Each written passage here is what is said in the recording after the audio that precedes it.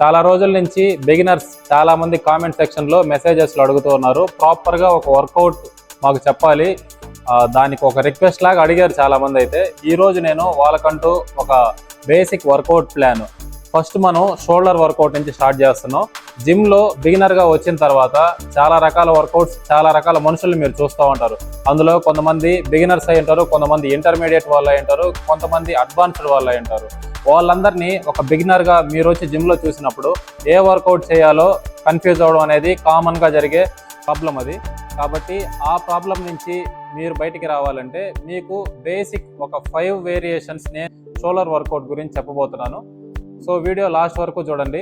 Beginners కనుక ఖచ్చితంగా ఈ వీడియోని చూస్తూ ఉండుంటే ఈ వీడియోని సేవ్ చేసుకొని మీరు నెక్స్ట్ టైం జిమ్కి వెళ్ళినప్పుడు ఈ షోల్డర్ వర్కౌట్స్ని ఫాలో అవ్వండి. బేసిక్ వర్కౌట్స్ బిగినర్గా మీరు ఫస్ట్ ఆ లైన్ ఆఫ్ ఫోర్స్ ఏ విధంగా మీ మజిల్ మీద పడుతుంది అనేది మీకు తెలియాలి అంటే లైట్ వెయిట్ అలాగే మంచి స్టెబిలిటీ క్రియేట్ చేసుకునగలిగే వర్కౌట్స్ మాత్రమే ప్రిఫర్ చేయండి. ఓకే, ఈ వీడియోలో మనకు ఈ డెమో మొత్తాన్ని చూపించడానికి మన ట్రైనర్ రోహిత్ మనతో ఉన్నాడు. ఇప్పుడు షోల్డర్కి వర్కౌట్ చేయబోయే ముందు వార్మప్స్ ఏవైతే ఉన్నాయో దానికి మీకు ఏం కావాలంటే లైట్ వెయిట్ డంబల్స్ తీసుకోండి. 2.5 kg సరిపోద్ది, లేదా అంతకంటే తక్కువ ఉన్నా కూడా తీసుకోండి.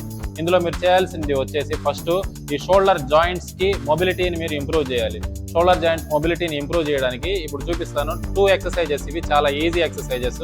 ఇవి చేశాక షోల్డర్తో మీరు షోల్డర్ మజిల్ని యూజ్ చేస్తూ మ్యాక్సిమం వెయిట్స్ లిఫ్ట్ చేసినా కూడా ఇంజూర్ అవ్వకుండా ఉంటుంది. సో స్టార్ట్ చేయండి. ఫస్ట్ చూడండి, ఎల్బో షోల్డర్ లైన్కి లిఫ్ట్ చేసిన తర్వాత ఇక్కడి నుంచి పైకి రొటేట్ చేస్తున్న ఫీల్తో డంబల్ని పైకి రొటేట్ చేసి లిఫ్ట్ చేయాలి. ఇక్కడ మీకు రొటేటర్ కఫ్ మజిల్స్ అనేవి దీంట్లో ట్రైన్ అవుతాయి. అలాగే షోల్డర్ జాయింట్స్లో మొబిలిటీ ఇంప్రూవ్ అవుతుంది, కొంచెం హీట్ జనరేట్ అవుతుంది.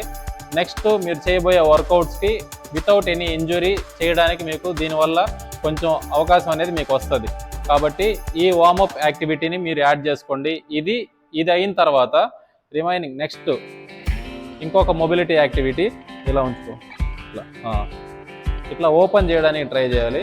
ఇప్పుడు ఇందులో కూడా రొటేటర్ కఫ్ మజిల్స్, బ్యాక్ సైడ్లో ఉన్న టేరిస్ మేజర్ అనే మజిల్, ఈ డెల్ట్ మజిల్స్ అన్నీ కూడా కొంచెం హీట్ జనరేట్ అవుతాయి. ఆ జాయింట్ మొబిలిటీ ఇంప్రూవ్ అవుతుంది. అంతే, ఈ మొబిలిటీ ఇంప్రూవ్ అయిన తర్వాతనే మీరు మ్యాక్సిమం వెయిట్ లిఫ్ట్ చేయడానికి మీరు మీ పర్ఫార్మెన్స్ అనేది కూడా ఇంప్రూవ్ అవుతుంది ఈ వార్మప్ వల్ల. ఈ వార్మప్ కంప్లీట్ అయిన తర్వాతనే వర్కౌట్ స్టార్ట్ చేస్తాం. ఫస్ట్ వేరియేషన్ ఇప్పుడు మనం చేయబోతున్నాం. ఫస్ట్ వేరియేషన్లో మనం ఇప్పుడు చేయబోయే మజిల్స్ వచ్చేసి షోల్డర్లో ఉన్న ఫ్రంట్ పార్ట్, యాంటీరియర్ డెల్ట్. మామూలుగా దీనికి చాలా వేరియేషన్స్ ఉన్నాయి, బట్ బిగినర్గా మీరు మాత్రం చేయాల్సింది ఒక మిషన్, షోల్డర్ ప్రెస్ మిషన్. దీంతో చేస్తే ఏమవుతుందంటే మీకు స్టెబిలిటీ బాగా ఇంప్రూవ్ అవుతుంది. ఎందుకంటే ఆ లైన్ ఆఫ్ ఫోర్స్ అనేది ముందుకి వెనక్కి వెళ్లకుండా ఉండడానికి మిషన్ కంట్రోల్ చేసుకుంటుంది. ఆ పాత్లో మీరు మీ మజిల్స్ని యూజ్ చేస్తే సరిపోతుంది. కాబట్టి ఒక మిషన్ సెలెక్ట్ చేసుకొని shoulder overhead press first workout. Okay, form explain చేస్తాను, నీట్గా చూడండి. తీసుకోరు ఫస్ట్.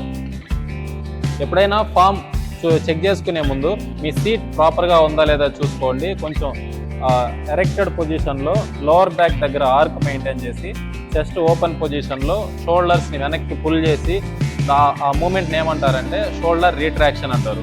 ఆ మూమెంట్ వచ్చిందా లేదా అన్న తర్వాతనే మీరు వెయిట్ని తీసుకోబోయే ముందు బ్రీత్ ఒకసారి చెక్ చేసుకొని డీప్ బ్రీత్ ఇన్, ఆ బ్రీత్ సపోర్ట్తో వెయిట్ని పైకి లేపి ఇక్కడి నుంచి మీరు వర్కౌట్ స్టార్ట్ అవుతుంది. కింద నుంచి లిఫ్ట్ చేసింది రెప్లా కౌంట్ చేసుకోవద్దు. ఇక్కడి నుంచి మీకు వర్కౌట్ స్టార్ట్ అవుతుంది. డౌన్ అవ్వబోయే ముందు breathe in and hold that breath inside of your stomach. మంచి బ్యాలెన్స్ మీకు వస్తుంది. తర్వాత వెంటనే పుష్ ఇవ్వండి. ఇంకోటి మీరు గుర్తుపెట్టుకోవాల్సింది, చాలా స్లోగా చేయడానికి ట్రై చేయండి. చాలా స్లో రెప్స్ మీరు చేశారంటే మీకు స్టెబిలిటీ ఇంప్రూవ్ అవుతుంది. ఆటోమేటిక్గా మీరు వర్క్ పర్ఫార్మెన్స్ కూడా ఇంప్రూవ్ అవుతుంది. నెమ్మదిగా ఫాస్ట్గా చేశారంటే అలుపు వస్తుంది తప్ప ఆ మజిల్ అనేది ట్రైన్ అవుతుంది. ఇట్లా ఎన్ని రెప్స్ చేస్తారు బిగినర్ కాబట్టి ఒక 10 to 12 రెప్స్ ఎనఫ్. 3 sets చేస్తే చాలు. Second variation lateral raises. Lateral raises చాలామందికి ఇది కొంచెం హార్డ్ టాస్క్ ఇది. ఎందుకంటే ఎల్బోస్ని మనం ఏ విధంగా అయితే లిఫ్ట్ చేస్తామో అనే దాని మీద డిపెండ్ అయి ఉంటుంది ఈ మజిల్ అనేది ప్రాపర్గా ట్రైన్ అవుతుందా లేదా అనేది.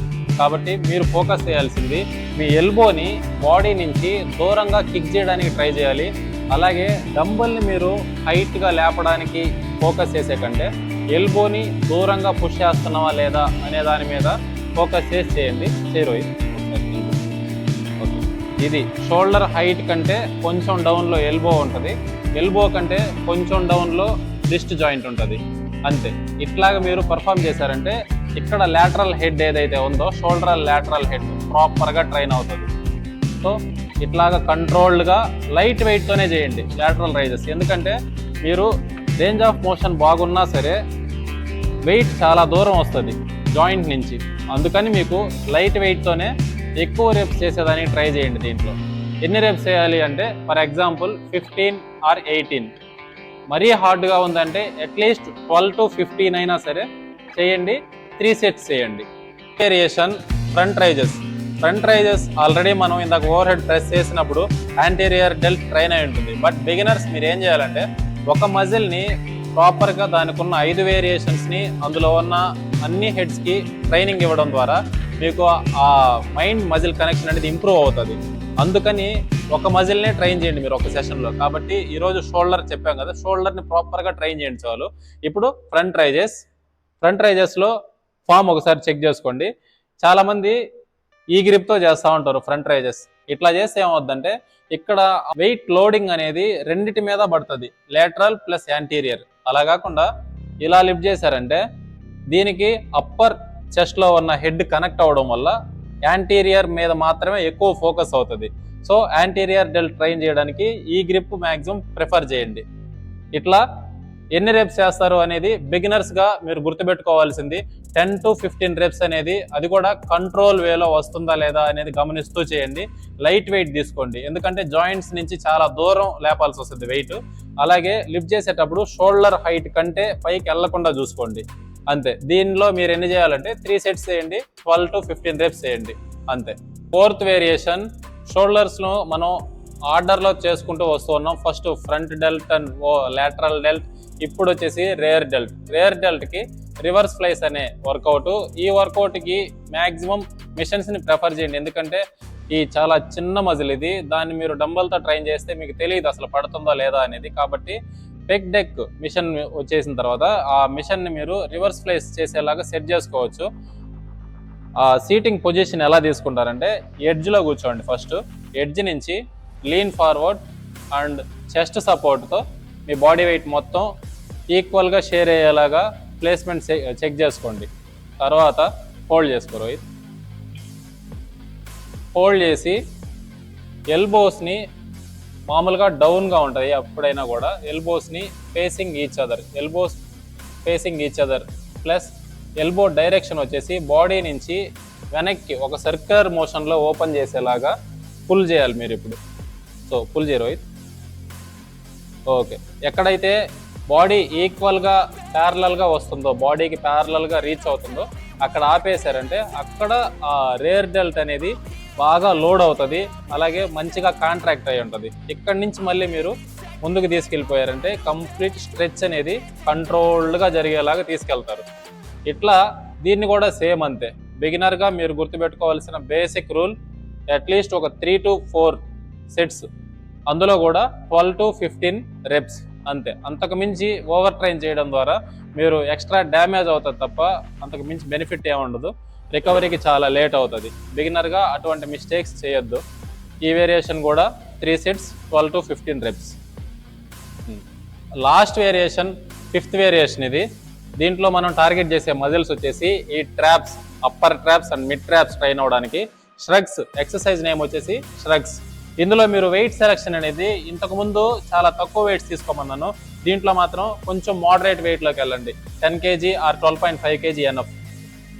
ఈ షోల్డర్ నుంచి ఈ ఇయర్స్కి ఏదైతే డిస్టెన్స్ ఉందో, షోల్డర్ నుంచి ఇయర్స్కి ఉన్న డిస్టెన్స్ని తగ్గించడానికి మీరు పుల్ మూమెంట్ అనేది చేయాలి. పుల్ మూమెంట్ ప్రాపర్గా చేస్తే ఆటోమేటిక్గా ఇక్కడ కాంట్రాక్షన్ అనేది అవుతుంది. సో దీంట్లో మనం ఎక్స్ట్రా ఇంకొంచెం ఇంపాక్ట్ క్రియేట్ చేయడానికి స్లైట్ లీన్ ఫార్వర్డ్ అంతే. స్లైట్ లీన్ ఫార్వర్డ్ అయ్యి వెనక ఈ ట్రెపేజియస్ మధ్యన డిస్టెన్స్ ఏదైతే ఉందో అది తగ్గించడానికి కంప్లీట్గా కాంట్రాక్ట్ అయ్యేంత వరకు లిఫ్ట్ చేయాలి. ఇట్లా కానీ మీరు స్లో అండ్ స్టడీగా పర్ఫామ్ చేశారంటే ఆటోమేటిక్గా బాగా ట్రైన్ అవుతాయి మీ మిడ్ అండ్ అప్పర్ ట్రాప్స్. ఇందులో రెప్ రేంజ్ వచ్చేసి అన్నిట్లాగా 10 to 12 రెప్స్ చేస్తే సరిపోదు. లాటరల్ రైజెస్ ఎలా అయితే మీరు ఎక్కువ రెప్స్ చేయమని చెప్పానో ఇందులో కూడా సేమ్ ఎక్కువ రెప్స్ చేశారంటే ఆటోమేటిక్గా మంచిగా ట్రైన్ అవుతాయి ట్రాప్స్ అనేది. కాబట్టి ఈ 5 వేరియేషన్స్ మనం షోల్డర్కి ఈరోజు వీడియోలో బేసిక్ ఎక్సర్సైజెస్ అనేది చెప్పామన్నమాట. చూసారు కదా ఈ వర్కౌట్స్. బిగినర్స్ ఎవరైతే ఉన్నారో ఈ రొటీన్ని ఫాలో అవ్వండి.